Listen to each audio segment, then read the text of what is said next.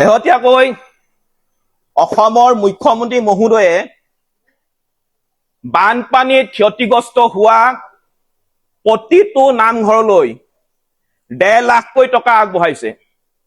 আমি মুখ্যমন্ত্ৰী মহোদয়ৰ এই ব্যৱস্থাটোক আমি আন্তৰিকতাৰে ধন্যবাদ জ্ঞাপন কৰিছো। কিন্তু আমি ক'ব বিচাৰিছো যে বানপানীত অকল নামঘৰে ক্ষতিগ্ৰস্ত হোৱা নাই, বানপানীত মছজিদো ক্ষতিগ্ৰস্ত হৈছে। কিয় আপুনি ধৰ্মৰ বিচাৰ কৰি কেৱল মাত্ৰ নামঘৰ বিলাকত আপুনি সাহায্য ঘোষণা কৰিছে? আপুনি হিন্দুৰ মানুহখিনিও আপুনি মুখ্যমন্ত্ৰী, মুছলমানৰ মুখ্যমন্ত্ৰী, খ্ৰীষ্টানৰ মুখ্যমন্ত্ৰী, অসমত বসবাস কৰা জাতি, বৰ্ণ, ধৰ্ম, ভাষা নিৰ্বিশেষে সকলো মানুহৰ আপুনি মুখ্যমন্ত্ৰী। গতিকে আপুনি নামঘৰৰ সমানে সমানে মছজিদতো কিন্তু সাহায্য দিয়াৰ ব্যৱস্থা কৰক। আপোনাক আমি ক'ব বিচাৰিছো, এই বানপীড়িত সময়ত, এই দুৰ্যোগৰ সময়ত আমাৰ উজনি অসমত বসবাস কৰা হিন্দু, মুছলমান সকলো মানুহ কিন্তু ইজনে সিজনৰ হাতত হাত ধৰি আগবাঢ়িছে। নামনি অসমৰ পৰা, সমগ্ৰ অসমৰ পৰা ৰাইজে সাহায্য দিছে। হিন্দু মানুহে ৰান্ধিছে, মুছলমানে খাইছে, মুছলমানে ৰান্ধিছে, হিন্দুৱে খাইছে।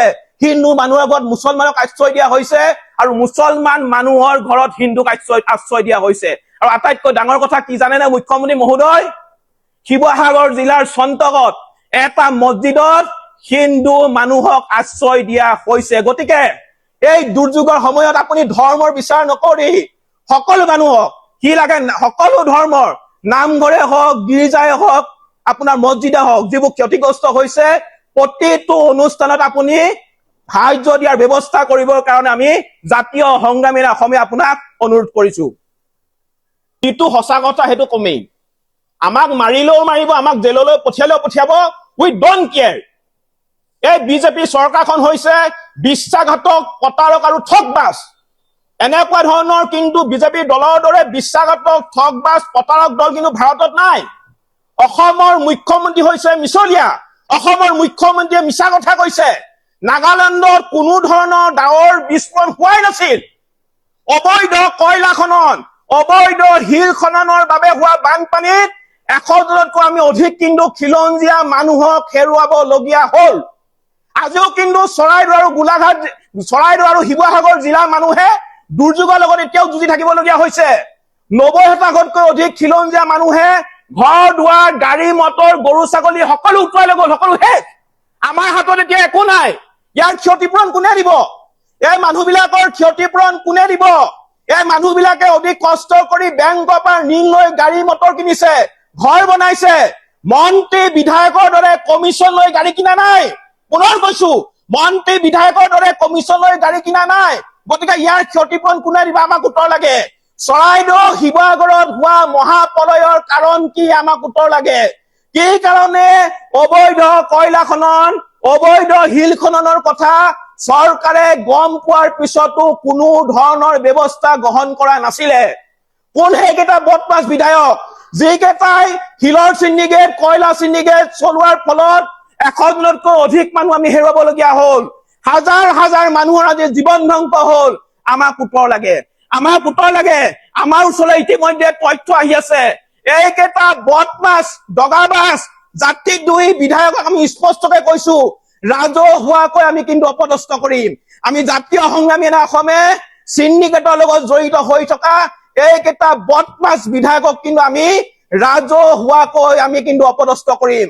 অসমীয়া মানুহৰ জীৱনৰ লগত হেতালি খেলিব। আমি কি মনে মনে বহি থাকিম? আমি কি মনে মনে বহি থাকিম? স্পষ্টকৈ কৈছো, আজিৰ তাৰিখৰ পৰা এখনো কিন্তু কয়লা ভৰ্তি তাক পাৰ হ'ব নোৱাৰে। এখনো কয়লা ভৰ্তি তাক আমি পাৰ হ'বলৈ নিদিওঁ। এখনো শিল ভৰ্তি তাক আমি পাৰ হ'বলৈ নিদিওঁ। প্ৰয়োজনত কয়লা মাফিয়াক কাণত ধৰাই আঁঠু কঢ়াই থোৱা হ'ব। প্ৰয়োজনত কয়লা মাফিয়াক কাণত ধৰাই আঁঠু কঢ়াই থোৱা হ'ব। তহঁতি কয়লা খনন কৰিবি আৰু তহঁতৰ কাৰণে আমাৰ অসমীয়া মানুহ মৰিব, আমি চাই থাকিম। ইয়াৰ ওপৰত মুখ্যমন্ত্ৰী মহোদয়ে ব্যৱস্থা গ্ৰহণ কৰিব লাগিব। মুখ্যমন্ত্ৰী মহোদয়ে ব্যৱস্থা গ্ৰহণ কৰিব লাগিব। এই বানপানী কি কাৰণে হৈছে ইয়াৰ ওপৰত বিশেষজ্ঞ কমিটি আনি মুখ্যমন্ত্ৰী মহোদয়ে তদন্ত ঘোষণা কৰিবৰ কাৰণে আমি জাতীয় সংগ্ৰামী অসমে দাবী উত্থাপন কৰিছো। আমি পুনৰ কৈছো, আমি প্ৰয়োজনত কিন্তু নাগালেণ্ড কিন্তু আমি অৰ্থনৈতিক অৱৰোধ গঢ়ি তুলিম। নাগালেণ্ডৰ বিৰুদ্ধে আমি অৰ্থনৈতিক অৱৰোধ গঢ়ি তুলিম। আমি মুখ্যমন্ত্ৰী মহোদয়ক আৰু এটা কথা কৈ দিব বিচাৰিছো, অতি শীঘ্ৰেই শিৱসাগৰ আৰু চৰাইদেউ এই জিলা দুখনৰ কাৰণে 10,000 কোটি টকাৰ বিশেষ পেকেজ ঘোষণা কৰিব লাগিব। 10,000 কোটি টকাৰ বিশেষ পেকেজ ঘোষণা কৰিব লাগিব। বানপানীত মৃত্যু হোৱা প্ৰতিটো পৰিয়ালক 20 লাখ টকা আৰু বানপানীত ক্ষতিগ্ৰস্ত হোৱা প্ৰতিটো পৰিয়ালক 10 লাখ টকা দিব লাগিব। অন্যথা আমি জাতীয় সংগ্ৰামী সেনা অসমে অসমৰ ৰাইজক লগত লৈ আমি ৰাজপথত আন্দোলনত নামিম। আমাক যদি কোনোবা মাৰেও মাৰিব, কোনোবা জেললৈ পঠিয়াব, স্পষ্ট কথা, উই ডোন্ট কেয়াৰ। আমাৰ অসমৰ অসমীয়া মানুহ, শিৱসাগৰ জিলাৰ খিলঞ্জীয়া মানুহ, চৰাইদেউ জিলাৰ খিলঞ্জীয়া মানুহ এই ধৰণে বানত মৰিব। আমি কি চাই থাকিম নেকি? আমি কি চাই থাকিম নেকি? স্পষ্ট কথা পুনৰবাৰ কৈছো, এই ঘটনাৰ উচিত তদন্ত হ'ব লাগিব। আৰু এটা কথা আমি ক'ব বিচাৰিছো, নিৰ্বাচনৰ আগত ঘনে ঘনে অসমলৈ অহা প্ৰধানমন্ত্ৰী নৰেন্দ্ৰ মোদী, গৃহমন্ত্ৰী অমিত শ্বাহৰ এতিয়া খবৰ কি কাৰণে নাই? নিৰ্বাচনৰ আগত চলাহী কথা কৈ অসমৰ মানুহৰ ভোট লৈ এতিয়া কেৱল মাত্ৰ অসমৰ সম্পদ লুণ্ঠন কৰাত ব্যস্ত। মই প্ৰধানমন্ত্ৰী নৰেন্দ্ৰ মোদীক সুধিব বিচাৰিছো, কিমানজন আৰু অসমীয়া মানুহ মৰিলে আপুনি অসমলৈ আহিব? কিমানজন অসমীয়া মানুহ মৰিলে আপোনালোক অসমলৈ আহিব? গতিকে ৰাইজে এই কথাবিলাক চাই আছে। অসমৰ ৰাইজে আপোনালোকৰ ভেলকি বাজি, আপোনালোকৰ ভণ্ডামি চাই আছে। আহি থকা দিনত ইয়াৰ উচিত প্ৰত্যুত্তৰ দিয়া হ'ব।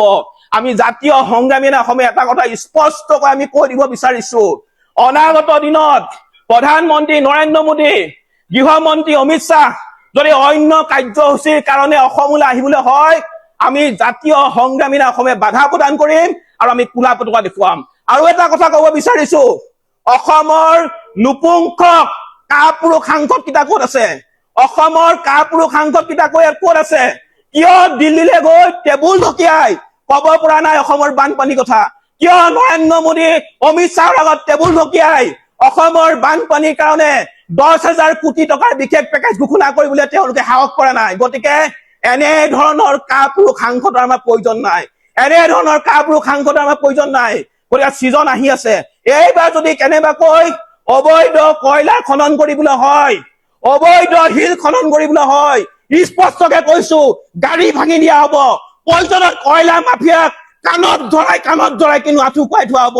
আৰু মুখ্যমন্ত্ৰীয়ে ইয়াৰ বিৰুদ্ধে বিশেষ ব্যৱস্থা গ্ৰহণ কৰিবই লাগিব, স্পষ্ট কথা।